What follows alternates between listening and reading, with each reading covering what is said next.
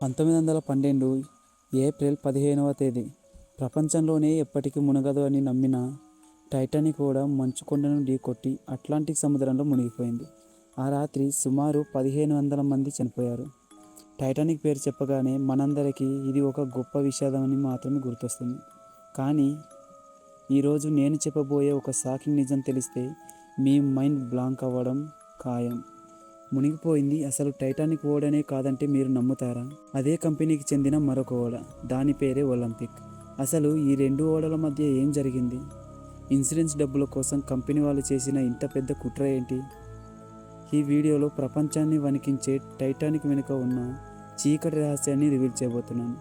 ఎక్కడ స్కిప్ చేయకుండా చూడండి. మనం కుట్ర గురించి తెలుసుకునే ముందు వైట్ స్టార్ లైన్ అనే కంపెనీ గురించి తెలుసుకోవాలి. ఈ కంపెనీ వాళ్ళు ప్రపంచంలోనే అతిపెద్ద మరియు అత్యంత విశాలవంతమైన 3 ఓడలను తయారు చేయాలని ప్లాన్ చేశారు. అవే ఒలింపిక్, టైటానిక్ మరియు బ్రిటానిక్. వీటిలో మొదటిది ఒలింపిక్. ఇది 1911లో నీళ్ళలోకి దిగింది. ఇది అచ్చం టైటానిక్ లాగే ఉంటుంది. పైకి చూస్తే 2 ఓడలకి తేడా కనిపెట్టడం కష్టం. కానీ ఇక్కడే ఒక పెద్ద ప్రాబ్లం వచ్చింది.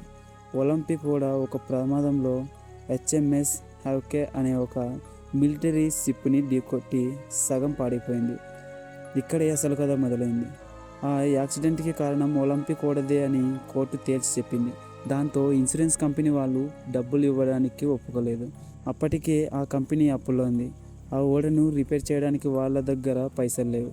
ఆ పరిస్థితిలో కంపెనీ ఓనర్లకు ఒక భయంకరమైన ఐడియా వచ్చింది. ఒక పక్క ఒలింపిక్ ఓడ పాడైపోయింది, ఇంకో పక్క టైటానిక్ ఓడ నిర్మాణం దాదాపు పూర్తయింది.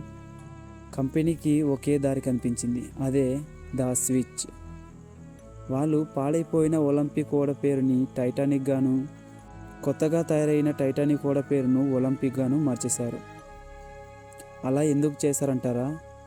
వాళ్ళ ప్లాన్ ఏంటంటే పాడైపోయిన టైటానిక్ని ఎలాగో సముద్రంలోకి పంపి ఏదో ఒక కారణంతో దాన్ని ముంచేయాలి. అప్పుడు ఇన్సూరెన్స్ కంపెనీ వాళ్ళు టైటానిక్ మునిగిపోయింది కాబట్టి డబ్బులు ఇచ్చేస్తారు. ఆ డబ్బుతో అప్పులు తీర్చేయచ్చు. ఇంకో పక్క అసలైన టైటానిక్ ఒలింపిక్ పేరుతో ఎలాగో భద్రంగా ఉంటుంది. ఇది వాళ్ళ మాస్టర్ ప్లాన్. కానీ వాళ్ళ ప్లాన్ ప్రకారం ఓడ మునిగిపోతే అందులో ఉన్న జనాలు చనిపోతారు కదా. దానికోసం వాళ్ళు ఒక ప్లాన్ వేశారు. ఒక పెద్ద మంచు కొండను ఢీకొన్నట్లు యాక్ట్ చేసి ఓడ నెమ్మదిగా మునిగిపోయేలోపు దగ్గరలోనే కాలిఫోర్నియన్ అనే ఓడను సిద్ధంగా ఉంచారు. ఆ ఓడ వచ్చి జనాలందరినీ కాపాడేయాలి. అప్పుడు వారు చనిపోరు, ఇన్సూరెన్స్ డబ్బులు కూడా వచ్చేస్తాయి అనేది వాళ్ళ ప్లాన్ అద్భుతంగానే ఉంది కదా. కానీ 1912 ఏప్రిల్ 14వ తేదీ రాత్రి ఏం జరిగిందంటే ఓడ అనుకున్న దానికంటే స్పీడ్గా వెళ్ళి మంచుకొండను ఢీకొట్టింది. మునిగిపోవడానికి వాళ్ళు అనుకున్న దానికంటే చాలా తక్కువ టైం పట్టింది. ఇంకో షాకింగ్ విషయం ఏమిటంటే కాపాడడానికి సిద్ధంగా ఉన్న కాలిఫోర్నియన్ ఓడ కెప్టెన్కి ఆ రాత్రి టైటానిక్ పంపిన సిగ్నల్స్ సరిగ్గా అర్థం కాలేదు. దాంతో ఆ ఓడ రాలేదు. ప్రాణాలు కాపాడాల్సిన లైఫ్ బోట్లు కూడా సగానికి సగమే ఉన్నాయి. ఒకవేళ అది నిజంగానే టైటానిక్ అయితే ఆ కొత్త ఓడకి సరిపడా లైఫ్ బోట్లు ఎందుకు లేవు? ఎందుకంటే అది ఒలింపిక్ ఓడ కాబట్టి. గంటల వ్యవధిలోనే మొత్తం రివర్స్ అయింది. ఆ మంచులాగా గడ్డకట్టి నీటిలో కాపాడే వాళ్ళు లేక 1500 మంది ప్రాణాలు వదిలారు. ఇదంతా ఎవరో కట్టుకదల్లినట్లు ఉంది కదా. కానీ దీన్ని నిరూపించే కొన్ని బలమైన ఆధారాలు ఉన్నాయి.